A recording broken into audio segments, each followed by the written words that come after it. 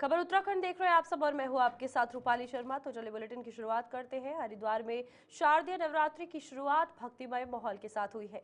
नवरात्रि के पहले दिन मां शैलपुत्री की पूजा अर्चना के लिए मंदिरों में श्रद्धालुओं की भारी भीड़ उमड़ी। सुबह से ही पूजा पाठ और हवन का दौर चलता रहा।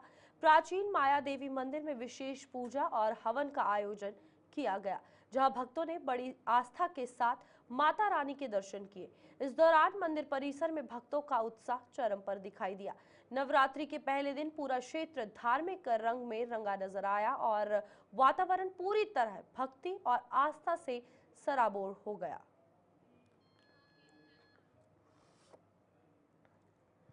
उत्तराखंड अधीनस्थ सेवा चयन आयोग की साख एक बार फिर कटघरे में है। रविवार को आयोजित स्नातक स्तरीय भर्ती परीक्षा में पेपर लीक का आरोप लगा है। उत्तराखंड बेरोजगार संघ का दावा है कि परीक्षा सुबह 11 बजे शुरू हुई और सिर्फ आधे घंटे बाद ही पूरा पेपर उनके पास पहुंच गया था। संघ का कहना है कि पेपर का मिलान करने पर कई प्रश्न बिल्कुल वही मिले। इससे आयोग की कार्यप्रणाली और गोपनीयता पर गंभीर सवाल उठे हैं। संघ ने उच्च स्तरीय जांच की मांग की है और युवाओं से सचिवालय घेराव की भी आज के लिए अपील की है। देखिए, ये आरोप नहीं है, ये सब कुछ जो है मीडिया के सामने हम रख चुके हैं। ये पेपर आज जो है स्नातक स्तरीय का पेपर आज हुआ था और ये 11 बजे से 1 बजे इस पेपर की टाइमिंग थी, लेकिन 11:35 पर ये पेपर बाहर आ जाता है। यानी कि इस पेपर की पूरी जो गोपनीयता थी वो भंग हो चुकी है।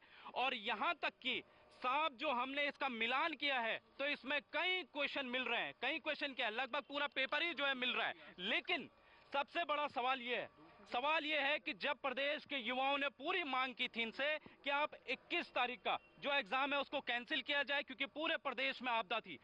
हम जो है मुख्यमंत्री के पास भी गए, हम जो है आयोग के अध्यक्ष के पास भी गए, हम प्रदेश के मुख्य सचिव के पास भी गए, लेकिन किसी ने बात नहीं मानी। और क्या मजबूरी थी आपको 21 तारीख का पेपर करवाने की। और आज जो है 11:35 पर, यानी कि सिर्फ 35 मिनट बाद ही जो है परीक्षा स्थल से, परीक्षा के अंदर से ये पेपर बाहर आ जाता। अगर आप ये देखेंगे तो इसमें ये देखिए, ये कुर्सी है सेंटर की अंदर और उस कुर्सी के बाहर पिछले हिस्से से जो है इसका पेपर किया जाता है और फिर पेपर को जो है बाहर कर दिया जाता है। अब सवाल ये है, आयोग के अध्यक्ष जीएस मर्तोले जी, अब आप क्या कहेंगे? मुख्यमंत्री पुष्कर सिंह धामी से प्रदेश का युवा जो है 2 साल से वहां पर उस धरने में बैठा था कि आप जो है सीबीआई जांच कीजिए, लेकिन आज तक मुख्यमंत्री ने जो है सीबीआई की जांच नहीं की। तो ये अपने आप में काफी गंभीर सवाल होते हैं। जब भी पेपर होते हैं, हमने जो है पिछली बार भी हाकम सिंह को गिरफ्तार करवाया था और इस बार भी उत्तराखंड बेरोजगार संघ ने जो है हाकम सिंह को गिरफ्तार करवाया। हाकम को जेल भेज दो और यहाँ जो है पेपर बाहर कर दो, तो इस प्रदेश में ऐसा खेल नहीं चलेगा। और कल पूरे प्रदेश के युवा कल परेड ग्राउंड में सुबह 11 बजे एकत्रित होंगे, वहां पर बैठक आयोजित की जाएगी और उसके बाद हम वहां से जो है सचिवालय का घेराव करेंगे और मुख्यमंत्री से पूछेंगे कि 11:35 पर यह पेपर बाहर क्यों था। ये हमारे पास 20 सीरीज का क्वेश्चन पेपर 20 सीरीज का जो क्वेश्चन पेपर हमारे पास आया, उसका क्वेश्चन नंबर 9, 10, 11 और 12, ये 4 क्वेश्चन जो हैं, ये 4 क्वेश्चन का जो पृष्ठ है ये हमारे पास 11:35 पर बाहर आ गया था। और इसके अलावा अभी और चीजें भी खंगाल रहे हैं, लेकिन जब एक पृष्ठ बाहर आ सकता है तो पूरा क्वेश्चन पेपर क्यों नहीं बाहर आ सकता है। और इसकी जानकारी हमने कल एसटीएफ को भी दी थी। कल हम एसटीएफ से मिले थे, हम कल आयोग के अध्यक्ष से भी मिले थे। हमने स्पष्ट कहा था कि हरिद्वार में जो है इस तरीका का गैंग जो है वो सक्रिय है, आप निगरानी रखिए। इससे पूर्व भी हमने लोक सेवा आयोग के जो सचिव हैं गिरधारी सिंह रावत जी, उनको भी स्पष्ट कहा है कि आपका हरिद्वार में जो नकल माफिया गैंग है ये पूरी तरीके से सक्रिय है। और हम ये जो वीडियो भी जो जिसके अनुसार जो है कल एसटीएफ ने गिरफ्तारियां की है, उसका वीडियो भी हमने एसटीएफ को दिया था और ये वीडियो हमारे पास जो है 9 सितंबर को आ गया था। तब से लेकर जो हम लगातार सूचना दे रहे हैं, लगातार कह रहे हैं कि आप इस परीक्षा को फिलहाल के लिए रोक दीजिए, चाहे वजह बाढ़ की हो चाहे कुछ और हो, लेकिन हमने स्पष्ट कहा कि आप इस परीक्षा को फिलहाल के लिए रोक दीजिए। प्रदेश का युवा परीक्षा देने के मूड में नहीं है, प्राकृतिक आपदाएं बहुतायत में है, जगह जगह यातायात की व्यवस्था जो है सुचारू नहीं है, मार्ग बाधित है। और उसके बाद भी आयोग के अध्यक्ष से हमने कई बार की मुलाकात की, 4 घंटे मुख्य सचिव के दफ्तर में बैठे रहे, 3 घंटे मुख्यमंत्री के आवास में बैठे रहे, मुख्यमंत्री से वार्तालाप हुई, मुख्य सचिव से वार्तालाप हुई कि इस परीक्षा को फिलहाल के लिए स्थगित कर दीजिए, लेकिन किसी ने एक नहीं सुनी। वहीं रुड़की से एक बड़ी खबर सामने आ रही है, जहां पर नेता प्रतिपक्ष यशपाल आर्य रुड़की पहुंचे हैं और यूकेएसएससी पेपर लीक मामले पर तीखी प्रतिक्रिया दी है। उन्होंने कहा कि राज्य सरकार पेपर लीक करने वालों को संरक्षण दे रही है और युवाओं के भविष्य के साथ खिलवाड़ किया जा रहा है। यशपाल आर्य ने कहा कि नकल विरोधी कानून केवल कागजों में रह गया है और जो लोग पहले इस प्रकार के अपराध कर चुके थे वे आज भी संलिप्त है। उन्होंने आरोप लगाया है कि बीजेपी सरकार के कार्यकाल में नकल माफियाओं ने एक बार फिर से पेपर लीक किया है और बार बार पेपर लीक किए हैं, जिससे युवाओं को धोखा मिला है। हाकम सिंह जो नकल पेपर लीक मामले में प्रमुख अपराधी रहा है और जिसके खिलाफ पर्याप्त सबूत भी रहे हैं, जिसके प्रदेश के भाजपा के सरकार के संगठन के लोगों के साथ मित्रता रही है, संरक्षण दिया गया है उन्हें, हाकम सिंह को, और आज फिर उसे गिरफ्तार कर लिया गया है।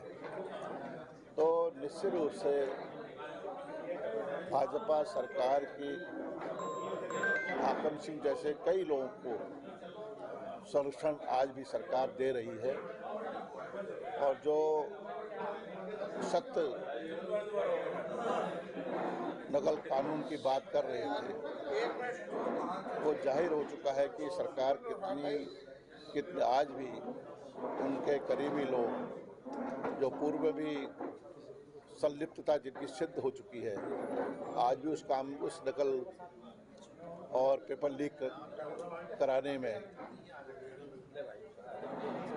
संलिप्त हैं और उन्हें गिरफ्तार कर लिया गया है।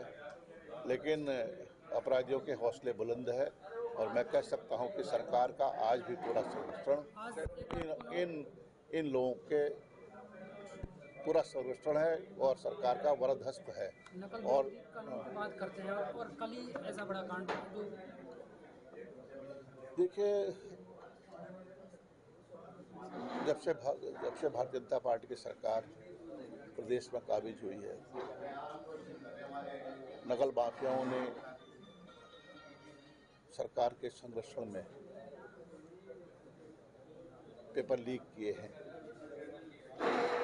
और लोक सेवा आयोग जैसी संवैधानिक संस्था जहां पर पूरा पेपर बैंक लीक हो जाता है और उसमें भाजपा के कार्यकर्ता, भाजपा के नेता संलिप्त पाए जाते हैं संवैधानिक संस्था। तो इस सरकार का, नौजवानों का इस सरकार से विश्वास उठ चुका है। लगातार पेपर लीक हो रहे हैं। जो सख्त नकल विरोधी कानून की बात कर रहे थे, आज इनका चेहरा बेनकाब हो चुका है। उत्तराखंड में रविवार को हुई स्नातक स्तरीय भर्ती परीक्षा एक बार फिर सवालों के घेरे में है। परीक्षा का प्रश्न पत्र सुबह करीब 11:30 बजे लीक होने का दावा सामने आया है। बेरोजगार संघ का कहना है कि उन्हें उसी समय प्रश्न पत्र मिला जब परीक्षा जो है वो शुरू हो चुकी थी और परीक्षा के बाद मिलान में पूरा सेट जो है वो बाहर आ गया। इस खुलासे ने भर्ती प्रक्रिया की पारदर्शिता पर गंभीर सवाल खड़े कर दिए हैं। वहीं कांग्रेस की मुख्य प्रवक्ता गरिमा महाराज सोनी ने कहा कि ये बेहद शर्मनाक है और युवाओं के भविष्य से खिलवाड़ है। सरकार को बताना होगा कि इस गुनाह के जिम्मेदार कौन है।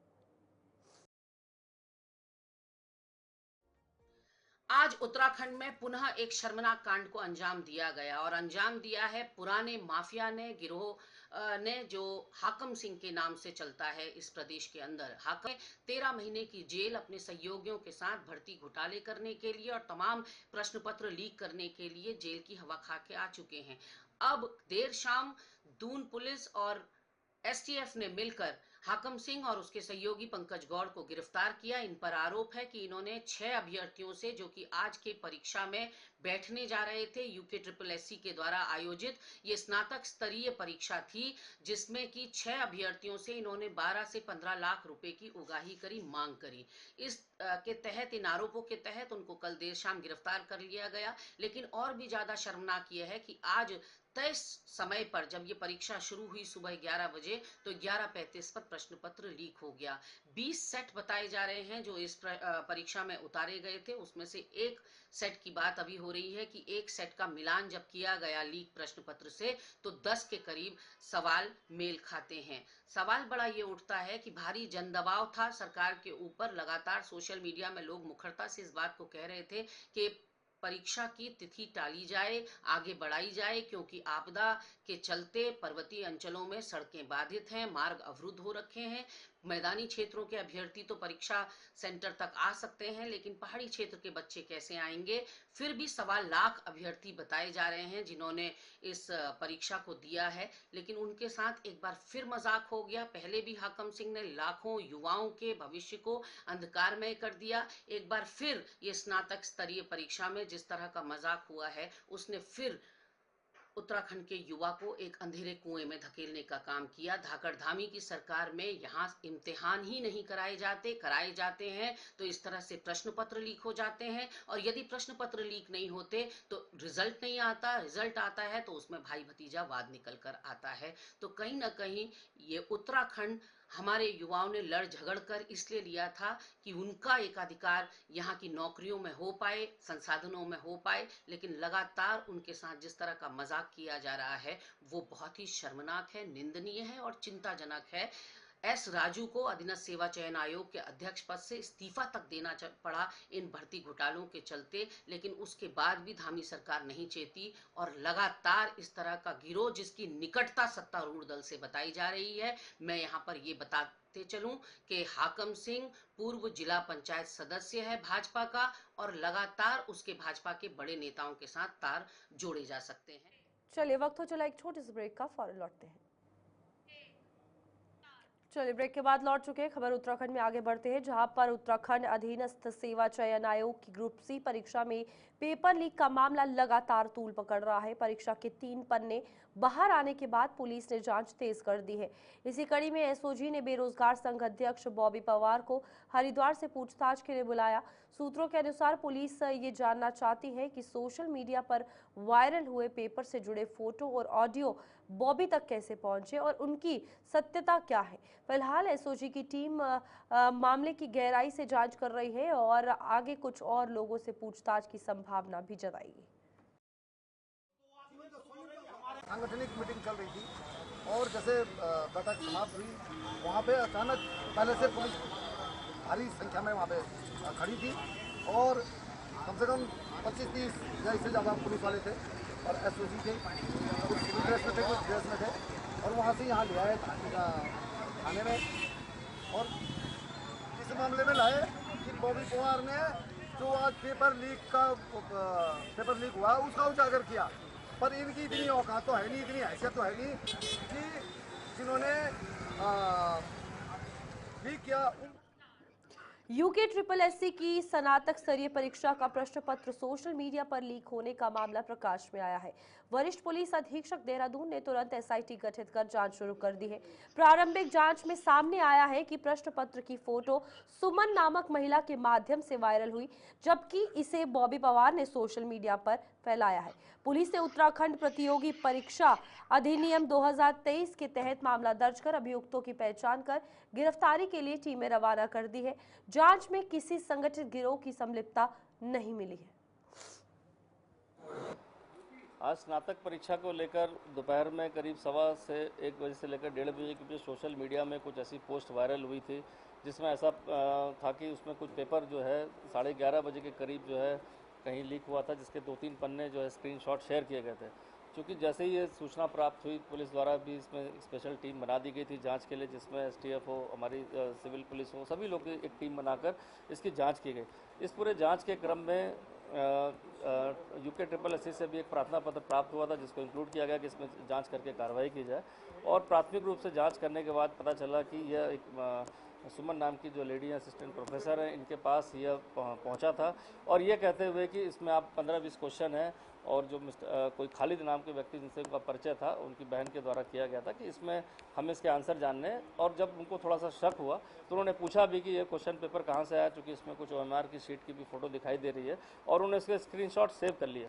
साथ ही साथ उनके द्वारा जो है इसमें यह भी बताया गया कि उन्होंने और लोगों से कंसल्ट किया और पुलिस में इसकी कंप्लेंट देने की बात की, चूँकि उनको शक हो गया था कहीं ना कहीं कुछ गड़बड़ है और उनको ट्रैप में फंसा कर ये 15-20 क्वेश्चन के आंसर पूछे गए हैं, जो उनके हस्तलिखित में वापस भी किए गए थे।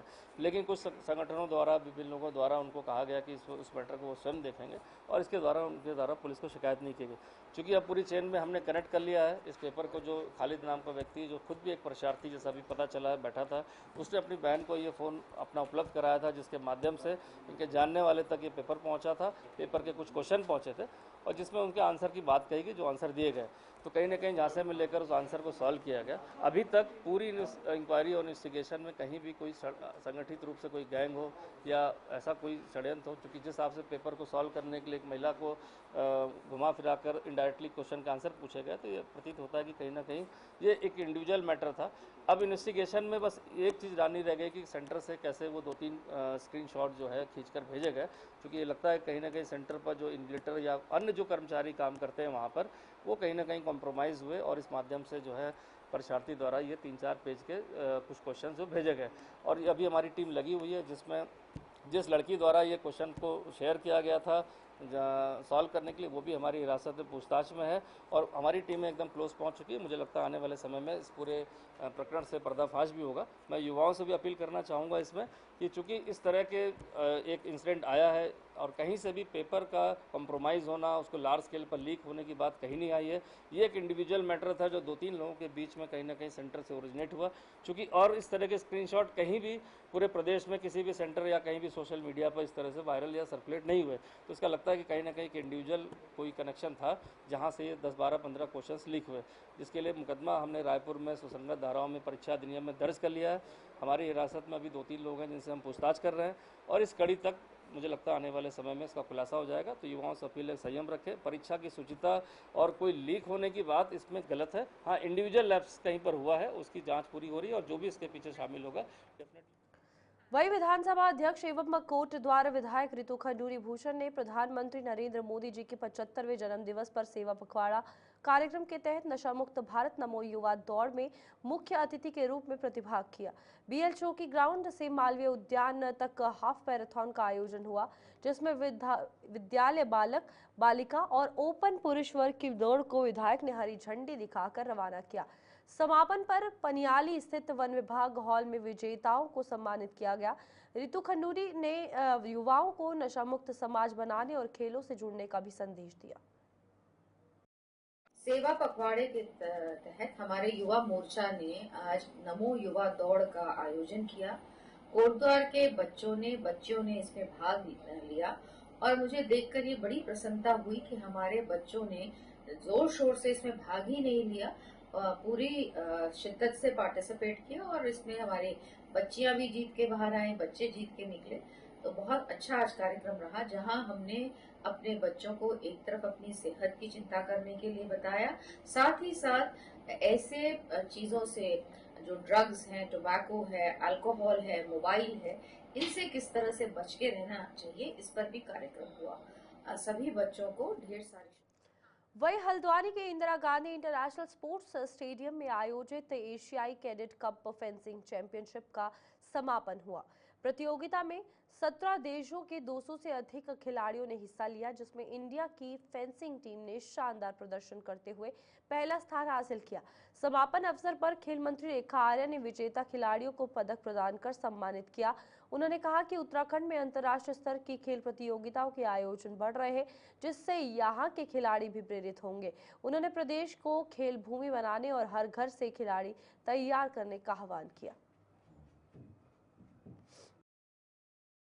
देखिए, मैं समझती हूँ कि जो समापन हुआ है वो समापन इतना शानदार हुआ है और उस समापन में एक अलंकरण और जुड़ जाता है कि हमारे इंडिया ने जो है एशियन फेंसिंग चैंपियनशिप को जीता है। तो मैं बहुत बधाई देती हूँ अपने सभी खिलाड़ीगणों को। निश्चित रूप से जिस प्रकार से लगातार माननीय मुख्यमंत्री जी के मार्गदर्शन में हर प्रकार की प्रतियोगिताएं राष्ट्रीय खेलों के बाद में भी लगातार किसी न किसी रूप में आउट होती जा रही हैं, चाहे वो फेंसिंग का हो, चाहे वो फुटबॉल का हो, चाहे वो बॉक्सिंग का हो, चाहे वो अन्य स्विमिंग का हो, इत्यादि इत्यादि प्रतियोगिताएं कहीं देहरादून में हो रही, कहीं हरिद्वार में हो रही, कहीं पर हमारे गोलापार हो रही है। मैं समझती हूँ शुभ संकेत है आने वाले समय के लिए। इससे बच्चों की बहुत अच्छी तैयारियां भी होती हैं और खेल का मनोबल भी बहुत उच्च स्तर। वहीं सोमवार यानी आज से लागू होने वाली जीएसटी की नई दरों को कैबिनेट मंत्री रेखा आर्या ने मध्यम वर्ग की क्रय शक्ति बढ़ाने वाला कदम बताया है। उन्होंने कहा कि स्लैब में बदलाव से मध्य और गरीब वर्ग को सबसे अधिक लाभ होगा, महंगाई कम होगी और रसोई एवं घर का खर्च घटने से महिलाओं के हाथ में ज्यादा पैसा बचेगा। रेखा आर्या ने यह भी बताया कि नई दरें स्वदेशी अपनाने को प्रोत्साहित करेंगी और जिससे भारतीय उद्योग मजबूत होंगे और देश की अर्थव्यवस्था के दीर्घकालीन लक्ष्य पूरे होंगे। इससे आम नागरिक और व्यापार दोनों लाभान्वित होंगे। देखिए, बेहद खुशी की बात है कि माननीय प्रधानमंत्री जी के अथक प्रयासों से ये अब हम होते हुए देख रहे हैं, जहां जीएसटी 18% हर चीज़ पर लगती थी, अब वो 18% से घटकर हमारी जो मूलभूत आवश्यकताएं हैं, जिसमें हमारा लोअर मिडिल क्लास है या हमारा मिडिल क्लास है, दोनों ही क्लास के लिए मैं समझती हूँ कि जो 18% जीएसटी है उसको कम किया गया है और ये जीएसटी संभवतः 5% के आसपास रखा गया है, जो कि बहुत स्वागत योग्य फैसला है। निश्चित रूप से इससे लोअर क्लास को फायदा मिलेगा, निश्चित रूप से इससे मिडिल क्लास को फायदा मिलेगा और निश्चित रूप से लोगों की खरीद की क्षमता भी बढ़ेगी और निश्चित रूप से स्वदेशी खरीदने के लिए सब प्रेरित भी होंगे। तो मैं माननीय प्रधानमंत्री जी को बहुत शुभकामनाएं देती हूँ, बहुत बधाई देती हूँ, हृदय की गहराइयों से आपको बहुत धन्यवाद भी देती हूँ कि आपकी इस पहल से निश्चित रूप से महिलाओं का विशेषकर आर्थिक सशक्तिकरण इस माध्यम से होते हुए दिख। चलिए, बुलेटिन में अभी के लिए इतना ही। मुझे दीजिए इजाजत और आप देखते रहिए गुलिस्तान न्यूज़।